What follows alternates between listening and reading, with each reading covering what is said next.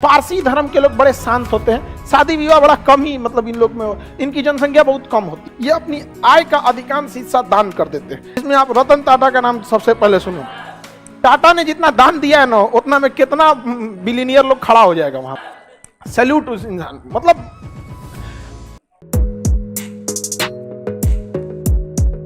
गृह मंत्रालय आज चाहे तो किसी को नागरिकता दे सकती है। समझ में आएगी नहीं? कोई झमेला नहीं है। गृह मंत्रालय गवर्नमेंट का है, लेकिन मीडिया में कुछ रहना चाहिए। समझा क्या? जैसे हम लोग के लिए भी क्या चीज है? पढ़ाई है। पढ़ाई खास करके जीएस इतना समुंदर है ना कि हमको आलतू फालतू चीजों को ध्यान नहीं देना पड़ता। लेकिन अगर वही छोटा सा पढ़ाई रहता तो हम भी अंट संट बताते। हमारा जीएस ही इतना है कि अगर पढ़ाना चालू करे आदमी तो ये पूरा ही हमारा ये वाला जन्म खत्म हो जाएगा। खत्म नहीं होता है जीएस, सब चीजें पकड़ लीजिए यहाँ से। समझ में आएगी नहीं क्या? लेकिन नेताओं को क्या चाहिए? उन सबको तो पता है कि डाटा पे भाग जाएगा सब यहाँ पे।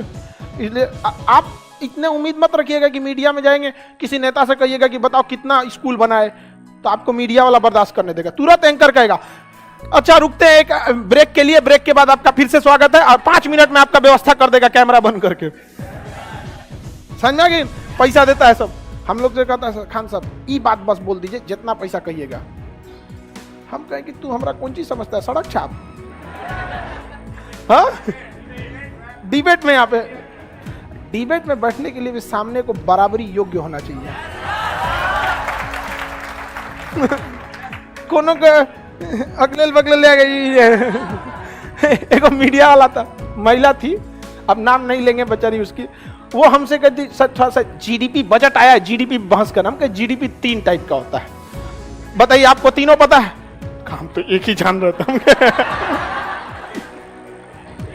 Nominal GDP, PPP GDP, real GDP. आपको इकोनॉमिक्स में पढ़ा है ना? अब ये जो आप जीडीपी बहस कीजिएगा, इसमें से कौन से जीडीपी में कीजिएगा? अरे बाप रे बाप, ये सब भी होता है। तो ये तो हाल हो गया है यहाँ पे। चलिए हम लोग पहले समझते हैं एनआरसी, ठीक है, उसके बाद समझते हैं सीए। दोनों एक दूसरे का एक है, पहचान करता है एनआरसी और नागरिकता देता है सीए। सीए और एनआरसी। पहले सीए समझेंगे कि पहले एनआरसी?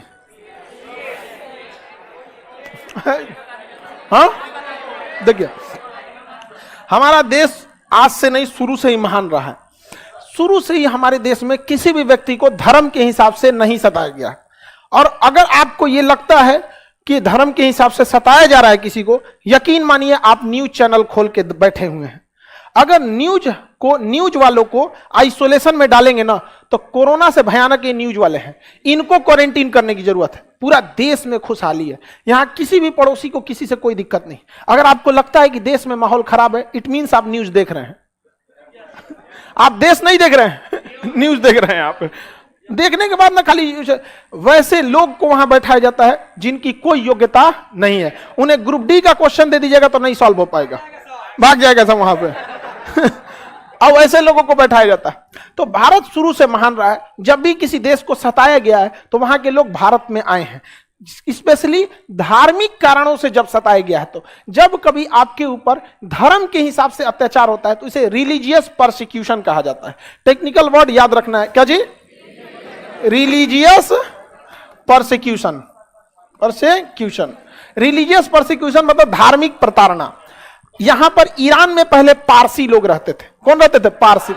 लेकिन ईरान में जो क्या हुआ, ईरान में अरब का क्या हो गया? आक्रमण हो गया। पारसियों को वहां से भागना पड़ा। पारसी धर्म के लोग बड़े शांत होते हैं, शादी विवाह बड़ा कम ही मतलब इन लोग में, इनकी जनसंख्या बहुत कम होती है पारसियों की। ये अपनी आय का अधिकांश हिस्सा दान कर देते हैं। जिसमें आप रतन टाटा का नाम सबसे पहले सुनो।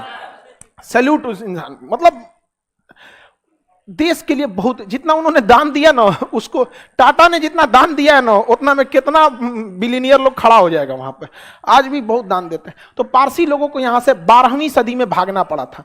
और ये भाग के आए थे गुजरात और महाराष्ट्र के पास में। तो गुजरात पास पड़ा था, तो गुजरात के राजा ने कहा था कि हमारे राज्य में तो जगह नहीं है, आप लोग का कल्चर भी अलग है, हम कैसे रखेंगे?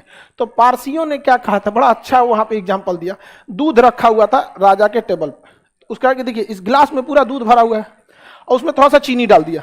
कहा कि जिस तरह से इस गिलास भरे में कोई जगह नहीं था, लेकिन चीनी इसमें संभाल गया, पूरा घुल मिल गया और इसके स्वाद को भी बढ़ा दिया।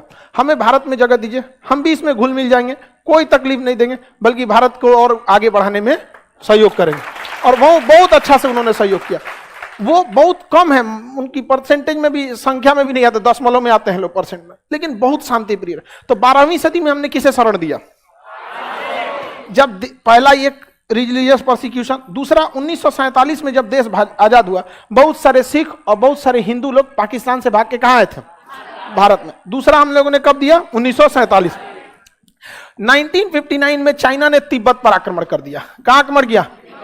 बहुत सारे तिब्बत के लोग भारत में आ गए और रिफ्यूजी कैंप बनाया गया था। कहां पर? दिल्ली में जो मुखर्जी नगर का एरिया है ना, जहां कोचिंग चलता है, उसके आसपास में बहुत बड़ा एरिया में मुखर्जी, वहां पे एरिया में रिफ्यूजी कैंप बनाया गया था, जहां पे इन लोग बहुत सारे संख्या में रखे गए थे। आज भी ये तिब्बत के लोग यहाँ, पटना में एक मार्केट लगता है, लहासा मार्केट जंक्शन के बाहर, तो हमारे यहाँ तिब्बत के बौद्ध लोगों को रहने में कोई दिक्कत नहीं होता। तो दूसरा यहाँ हुआ था। उसके बाद चौथा नंबर पे रसिया ने आक्रमण कर दिया था अफगानिस्तान के ऊपर 79 में। तो बहुत सारे लोग अफगानिस्तान से कहां आ गए? भारत में। ये कब आए थे? 79 में।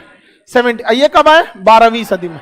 तो यहां से आ गए लोग। 1980 में तमिलों के ऊपर भयानक अत्याचार हुआ, LTTE, liberation tigers of Tamil इलम, लिबरेशन टाइगर्स ऑफ तमिल इलम।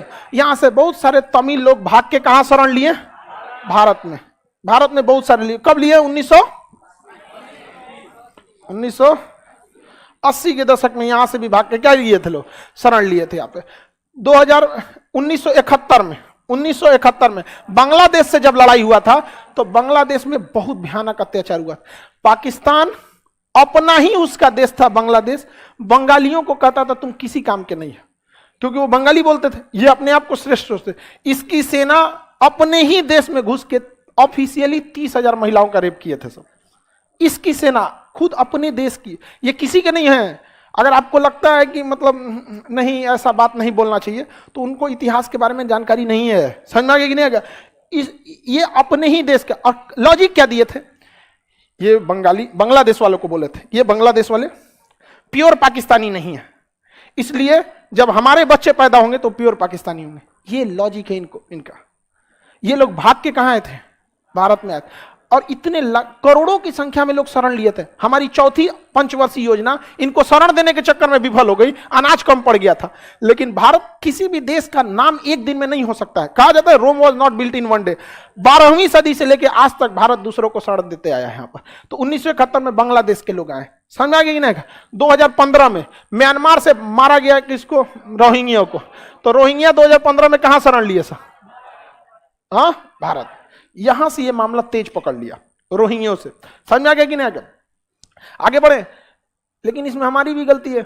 जब रोहिंग्यों को सेटल नहीं करना था तो सेना को पीछे क्यों हटने को आदेश दिया गया? सेना अगर आप घुस जाएंगे चाइना में, आप म्यांमार में घुस के देखिए तो उसकी सेना को सख्त आदेश है मार देना।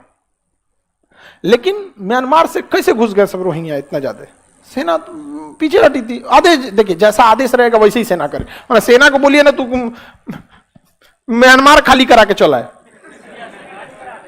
नहीं समझे? क्योंकि मीडिया को एक मसाला मिल गया। मीडिया से पूछिए ना, अच्छा ठीक है रोहिंग्या समस्या है, ठीक है ये सब चीजें है, उसको सॉल्व करेंगे। आने कौन दिया? मिलते हैं ब्रेक के बाद। आप बीमारी को आने क्यों दिए? आप लाखों की संख्या में घुसा दिए यहां पर। अब म्यांमार मानेगा ही नहीं, क्योंकि वो डॉक्यूमेंट लेके तो आए नहीं है, पासपोर्ट लेके आए ही नहीं है। तो आपको पहले ना सोचना चाहिए यहां पर देश की समस्या इतना। तो मीडिया वाला ब्रेक के बाद कहेगा इसको कह दो, तबीयत खराब हो गया, चल गया इसका, चाहे इसका माइक कम करो, इसको चिल्लाने दो, इसको पोले खोल देगा हम लोग कहते यहां पर। समझ में आएगी नहीं? इतने लोग भारत में क्या हो गए? आ गए। अब दिक्कत हो गया कि इन लोग को नागरिकता कैसे दिया जाए। इन लोग के पास एक ही ऑप्शन था, सबसे जल्दी नागरिकता लेना है तो पंजीकरण। किसके द्वारा? पंजीकरण द्वारा। किसके द्वारा? पंजीकरण। तो भारत सरकार ने एक घोषणा किया कि जो भी लोग स्पेशली भारत में आए थे अफगानिस्तान, पाकिस्तान और बांग्लादेश, यहीं पे कहां से?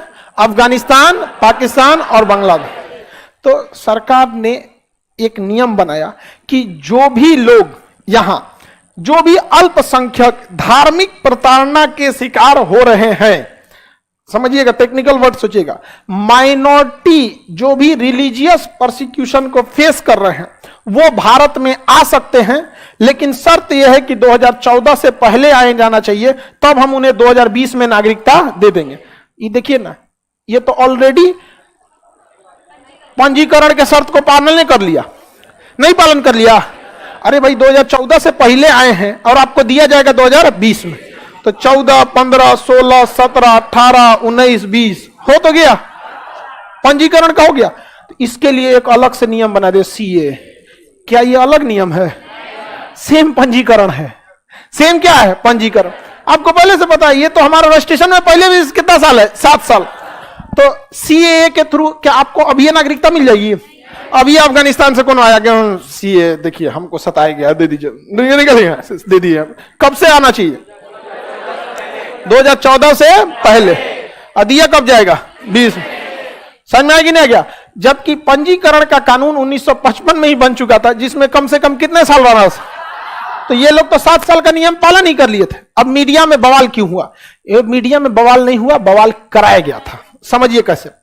सुप्रीम कोर्ट में या जब नियम बना तो हम लोग कानून के ऊपर नहीं है, हम लोग संविधान के नीचे। संविधान कहता है कि देश का कोई कानून किसी धर्म को ध्यान में रख के नहीं बनाया जा सकता।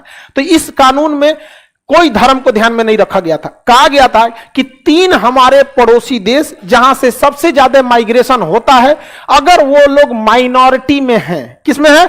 माइनॉरिटी में है, और उनके ऊपर धार्मिक प्रताड़ना होती है तो भारत में आ सकते हैं। अब देखो ध्यान से इसको कैसे मैनिपुलेट होता है।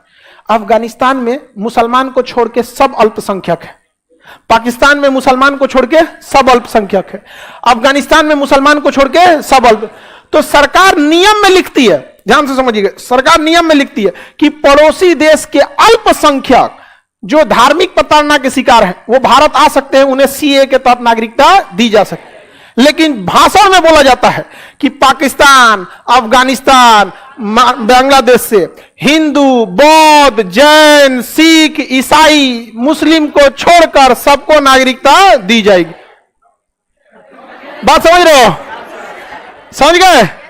तो वो भाषण था। जबकि सुप्रीम कोर्ट ने सरकार को बुलाया, ये क्या है? तो सरकार वहां खड़ा होकर कही थी कि भाषण से हमको क्या बहस है,